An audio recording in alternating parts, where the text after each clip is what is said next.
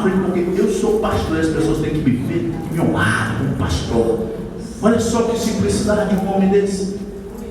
Ele não precisa estar demonstrando poder com terra, meu Armani, minha gravata italiana. Ele botou sua calça jeans, sua camisa. E eu vou te falar, esse ainda é um dos raros. Olha onde eu sento. Mesmo que ele viesse mais simples, ele sentaria aqui na frente, mas ele senta lá atrás, misturado com as ovelhas, olhando você, queridão, te observando, te acompanhando de perto. Isso é o chamado pastoral. Isso é o amor de um pastor. Isso é um pastor que tem convicção do que é. Ele não precisa se levantar socialmente para se mostrar quem é. Ele faz o serviço dele, talvez nos bastidores, cuidando ali, apacentando o corpo de Cristo, apacentando um homem de amor que está cuidando da sua vida. Como eu falei no início, por que ele promoveu isso aqui? Porque ele quer o seu crescimento.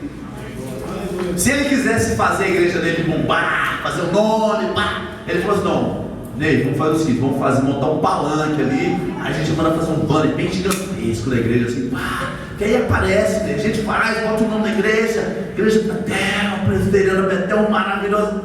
Ele pode fazer isso para alcançar vidas? Pode, mas ele está fazendo algo aqui, ó, entre quatro paredes. Porque mais importante do que a igreja explodir em nome nas redes sociais, na mídia, é ele ver você e eu crescendo. É ele ver os ministros que estão cooperando com ele crescendo. Porque ministro, quando você cresce, a sua igreja cresce. Quando você anda alinhado à palavra, a sua igreja é bem cuidada. É esse o chamado pastoral. É um pastorzão que está te amando. Quando ninguém mais tem paciência com aquele irmãozinho, o pastor está lá cuidando, chamando a atenção, dando uma puxada, dando uma, quando for preciso. E você, querido, deixa eu te falar, você, eu tenho que falar do próximo aqui, mas do mestre.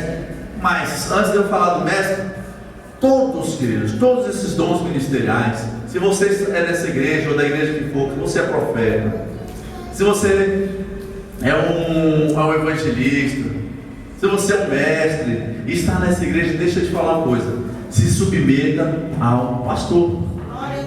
Sabe, talvez você seja um grande evangelista, você sai daqui, prega a palavra de Deus. No último mês você viajou por todo o Brasil, em torno de 5, 6 mil pessoas se converteram. Você é um homem de Deus poderoso, e agora amanhã você vai estar no culto da noite aqui.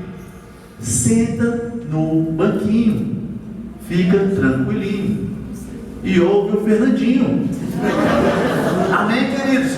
Na igreja, queridos, o pastor, ele representa o governo. Entenda que se você tem um chamado pastoral, um chamado ministerial, você não é maior do que o pastor, não é menor do que o pastor, você apenas tem o seu chamado. Agora você e eu, como corpo de Cristo, precisamos congregar. Seja um profeta, seja um evangelista, um apóstolo, um mestre. Você e eu precisamos congregar. Então, quando nós chegarmos à nossa igreja, temos feito um bom trabalho lá fora, vamos nos assentar e receber do pastor. Vamos ser apacentados pelo pastor. Nós precisamos reconhecer, queridos, os ministros, os dons ministeriais precisam reconhecer que o pastor exerce o dom de governo na igreja. Naturalmente falando, é ele quem manda e desmanda. Sabe aquele manda quem pode, obedece quem tem juízo? É mais ou menos assim na igreja em relação ao pastor, queridos. Quando você estiver exercendo o seu ministério de evangelista, ou se Deus te usar na igreja para trazer uma palavra aqui de profecia, se levante e faça aquilo que Deus te chamou para fazer. Mas entenda que você, na igreja, precisa estar submisso ao seu pastor. Ele exerce a posição de governo. Amém, queridos? Amém. Precisamos entender a posição de cada um. Não estamos brigando, não estamos competindo, mas estamos trabalhando juntos. Terceiro ponto, o mestre.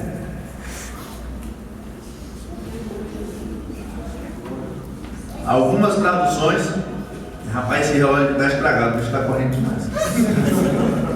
Algumas traduções falam doutores e outras mestres.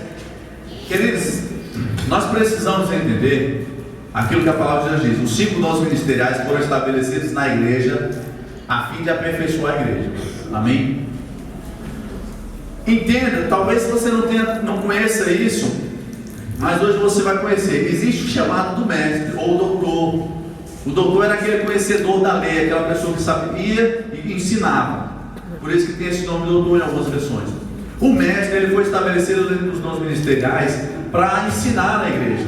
Você já viu uma pessoa que, se ele subir aqui para fazer uma pregação, aleluia, o Senhor vai voltar, não tem o menor jeito. Se ele forçar, ele vai passar vergonha.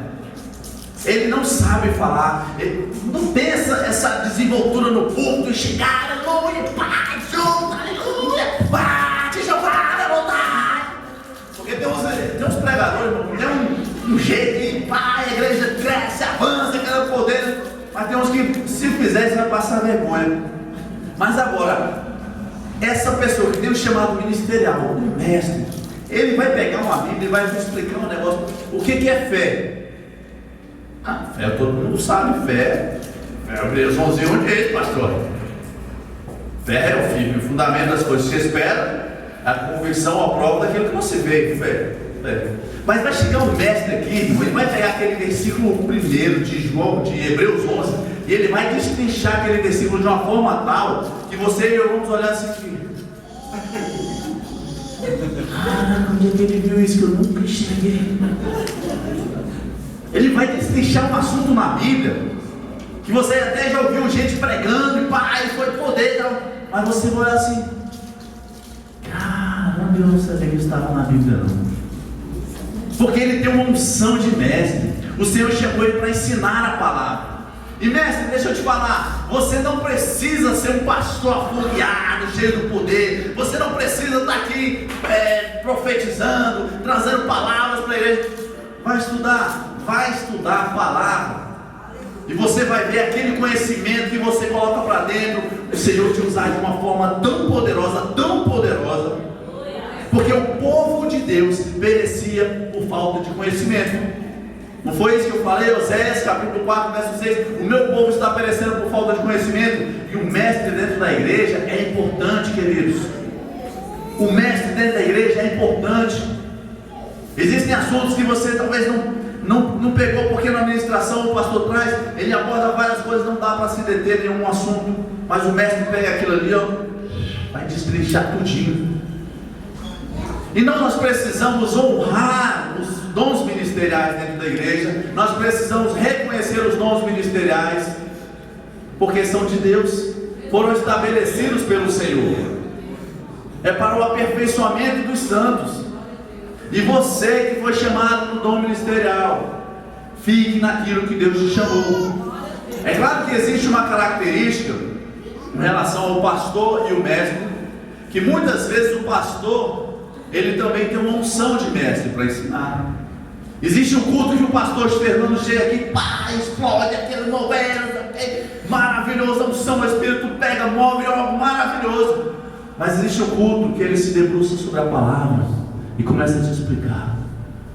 Entenda, como igreja, entenda que, nossa, o pastor Fernando hoje estava meio fraquinho, ele só falou assim a palavra. Não, queridos, existe uma unção para o ensino. Ele está te ensinando, Sabe por quê? Porque se a gente quiser viver apenas no mover do Espírito, existem momentos que o Espírito não quer se mover daquela forma sobrenatural, ele quer ensinar, e as pessoas querem forçar o mover, o poder. Daqui a pouco a igreja vai estar inventando o poder. Vou ter que se dar um bandão assim em si mesmo para ver se cai na unção. Eu não vou ter que começar a rodar, quando eu ficar tonto aí eu caio, é a unção. Porque começa a inventar, queridos. E nós precisamos, como igreja de Cristo, conhecer a palavra. Então no dia que o pastor Fernando chegar aqui com aquela voz mansa, tranquila e suave, e começar a ensinar a palavra, abra os seus ouvidos, gere expectativa, porque o Senhor quer ensinar. Existe uma unção de ensino sobre a vida dele para ensinar a palavra. Amém? E quando o fogo estiver caindo, meu amigo, cai para dentro do fogo, meu amigo. Adora, glorifica, exalta, seja usado pelo Senhor. receba a manifestação dos dons do Espírito. Mas existe um momento para cada coisa, para a edificação do corpo de Cristo. Amém, queridos? Oh, Pai, você é bom. Aleluia. Então, cada dom, querido, tem a sua importância. Não queira agir, se envolver no dom que você não foi chamado. Pastor, não queira viver se movendo em palavra de conhecimento, palavra de sabedoria, revelação, discernimento do Espírito. Isso é para o profeta, é uma característica do ministério profético. Claro que existem momentos que Deus usa até o pastor, usa qualquer um, até o simples membro, ele pode ser usado. Amém, queridos? Entenda o que eu estou falando. É que não é uma característica do dom pastoral, chamado pastoral, viver profetizando. Mestre, não ache que você é fraco, porque você não sabe fazer a igreja pular, na glória, aleluia, rodopio e tal, irmão pular até no teto. Não consigo, eu não consigo. Ensina a palavra, mestre.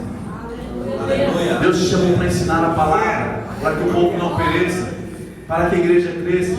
A Bíblia diz: conhecereis a verdade, e a verdade nos libertará. E a verdade, qual é a verdade?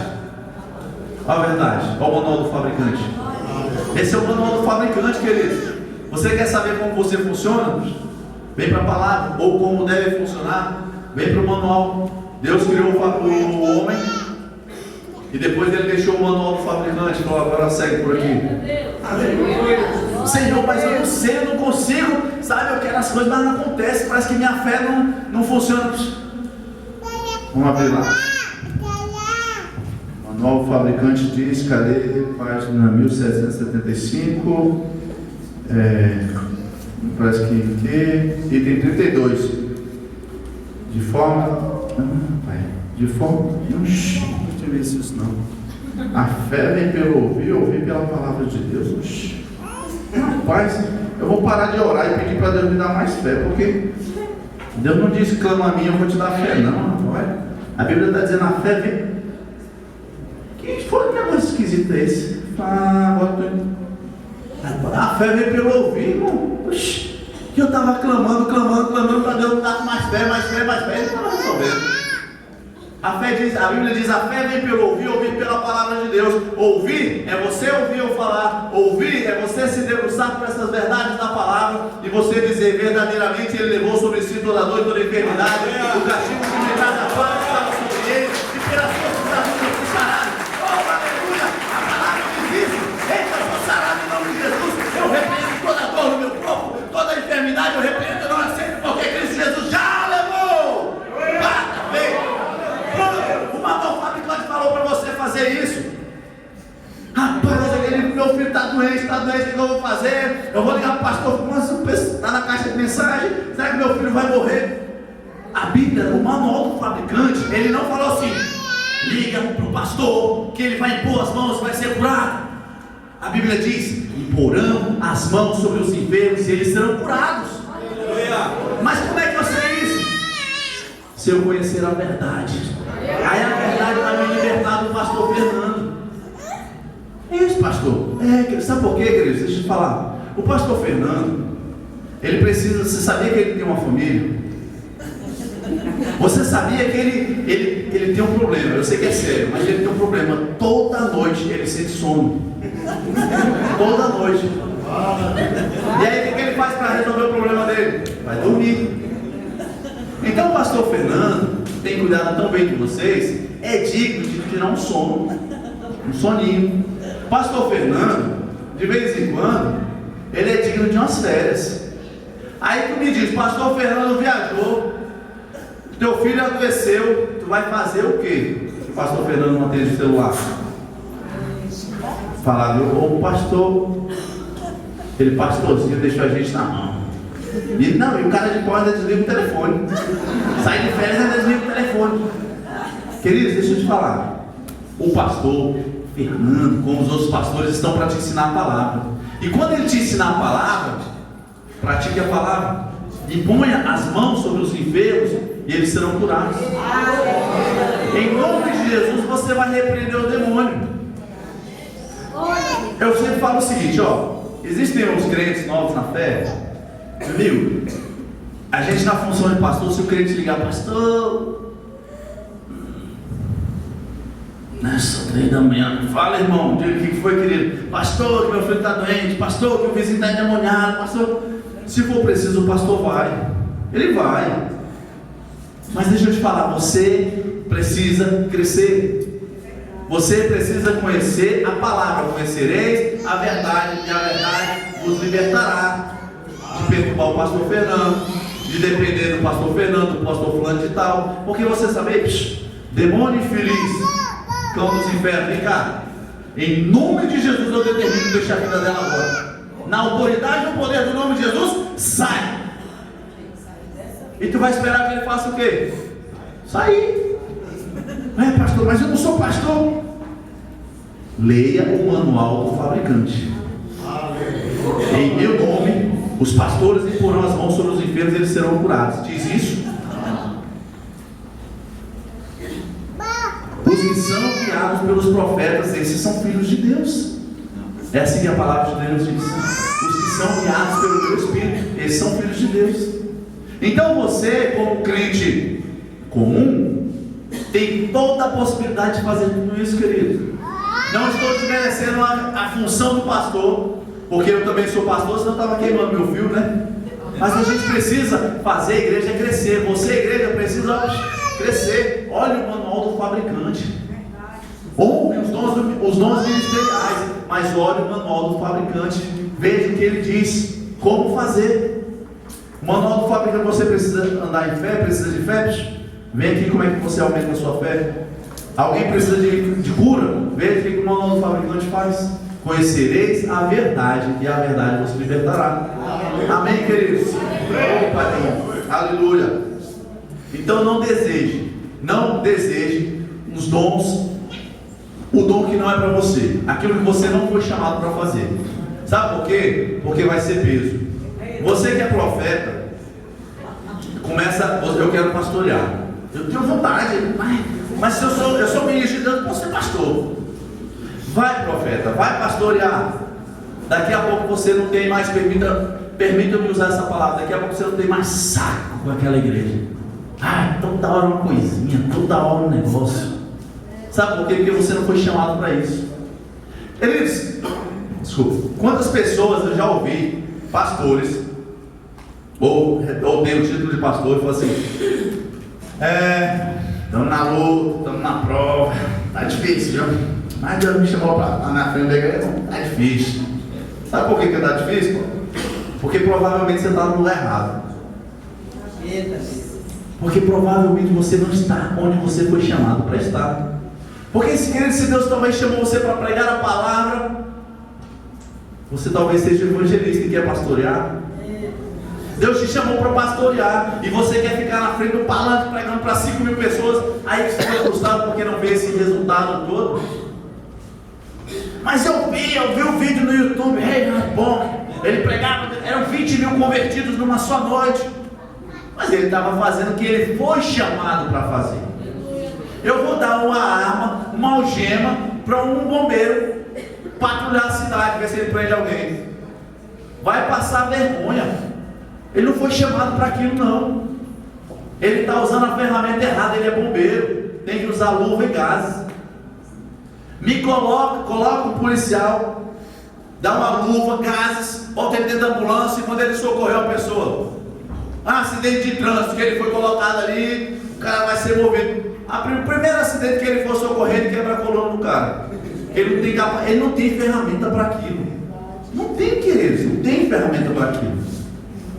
Aí vai o mestre querer pastorear, vai o profeta querer pastorear, vai começar a dizer que essa igreja, uma igreja terrível, gente, eu falo, esses irmãos são terríveis. Não, querido, você está no lugar errado. Está desejando estar no dom que não é seu, que Deus não te chamou para fazer. O evangelista, ele é maravilhoso, ele prega a palavra, deixa os 500 convertidos, mas é para o pastor Fernando cuidar, filho. O pastor Fernando vai tratar. vai tirar o carrapato, vai tirar as crecas. Não, lindão, vem cá. A palavra diz assim: ó, deixa eu te falar, vem amanhã um culto da noite, você vai ouvir a palavra. E o pastor Fernando vai amar, porque ele foi chamado para amar as pessoas, pastorear. Lembra do pastor Davi? Que estava todo mundo, o profeta Samuel foi chegar para ungir, cadê o giro todo? Não, nenhum desses aqui, está faltando ninguém. Tem um que está lá no campo, misturado com as ovelhas, cuidando das ovelhas. Estava fazendo o que ele foi chamado para fazer. Então, queridos, cada um no seu lugar. Não tem uma música que diz assim, ado, cada um no seu quadrado? É mais ou menos isso. Cada um no seu quadrado. É dessa forma que a igreja cresce, é dessa forma que a igreja avança. E é nesse tempo que o horário se esgota. Eita. Eu vou cumprir uma parte aqui. Aleluia. Abra sua Bíblia em Atos, capítulo 2. Eles é algo maravilhoso, é algo lindo o corpo de Cristo. E detalhe, não foi ninguém que inventou, não foi homem nenhum que inventou, mas a Bíblia diz que alguns Deus pôs na igreja. Alguns Deus pôs. Foi ele que colocou, foi ele que inventou. Então só precisamos andar naquilo que ele criou, que ele sabe criar. Amém? Atos, no capítulo 2, versículo 42. A partir do 42. E eles perseveravam no ensino. Está falando aqui da igreja, amém? A igreja primitiva estava reunida, e ela se reunia sempre. E nós vemos 42. Eles perseveravam no ensino dos apóstolos e na comunhão, no partir do pão e nas orações. E na alma de cada pessoa havia pleno temor. E muitos feitos extraordinários e sinais maravilhosos eram realizados pelos apóstolos. Todos os que criam estavam unidos e tinham tudo em comum. Vendiam suas propriedades e bens e dividiam o produto entre todos, segundo a necessidade de cada um. Diariamente continuavam a reunir-se no pátio do templo. Partiam o pão em suas casas e juntos participavam das refeições com alegria e sinceridade de coração. Então a igreja primitiva estava reunida. E o que eles estavam fazendo? Eu tenho um lote ali em Santa Maria, eu vendo o lote, trago o dinheiro aqui, deposito ao pé dos apóstolos, porque os apóstolos dividiam para todo mundo. O irmão ali está passando a necessidade. Não, ele juntava comigo, ele usufruía do dinheiro que eu vendi do lote em Santa Maria. O irmão João vendeu um lote ali no Pessul, a irmã Maria vendeu a casa dela no Penote, e aí todos se juntavam e estavam todos supridos, porque a igreja estava andando junto, andando em comum acordo. Mas olha só, vamos para o capítulo 6 agora. Capítulo 6 do livro de Atos, a partir do verso 1. Veja o que aconteceu.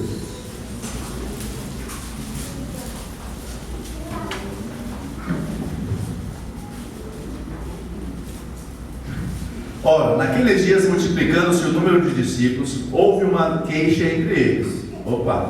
A igreja estava reunida, pregando a palavra, os apóstolos estavam ensinando e os discípulos crescendo, aumentando. Discípulos, alunos, conhecedores da palavra, amém? Houve uma queixa entre eles. Os judeus helenistas protestaram contra os judeus de fala hebraico-aramaica, porque suas viúvas não estavam sendo atendidas na distribuição diária de alimentos. Judeus helenistas eram judeus de língua grega. Amém? Existiam os judeus ali em Jerusalém que falavam o hebraico-aramaico, e os judeus helenistas eram judeus que falavam a língua grega. E eles estavam reunidos com a igreja. Verso 2: Então os 12 reuniram todos os discípulos e propuseram: não é sensato negligenciarmos o ministério da palavra a fim de servir à mesa. Ou seja, estava crescendo muito. E eles disseram assim: a pessoa reclamava, nossas viúvas aqui, estão ficando para trás, estão recebendo o alimento não, o suprimento, aquilo que eles precisam. Aí os discípulos chegaram assim, encostaram a cabeça, pensaram um pouco e falaram: a gente não pode deixar de pregar a palavra para ficar servindo mesmo, para ficar organizando isso aí. A gente precisa crescer, avançar, continuar se preparando, se enchendo da palavra para transmitir a igreja. Aí o verso 3 diz: portanto, irmãos, escolhei entre vós 7 homens de bom testemunho, cheios do Espírito e de sabedoria, aos quais encarregaremos deste ministério, de que ele fazer a distribuição, de organizar as coisas na igreja. Quanto a nós, nos devotaremos à oração e ao ministério da palavra. Tal proposta agradou a todos. Então escolheram Estevão, homem cheio de fé e do Espírito Santo, além de Filipe, Prócoro, Nicanor, Timon, Pármenas e Nicolau, um convertido ao judaísmo, proveniente de Antioquia. Apresentaram-nos diante dos apóstolos, os quais oraram e lhes impuseram as mãos. E a palavra de Deus era divulgada, de modo que se multiplicava grandemente o número de discípulos em Jerusalém. Inclusive, muitos dos sacerdotes obedeciam à fé. Olha só, aqui nós vemos que os diáconos foram estabelecidos. Amém?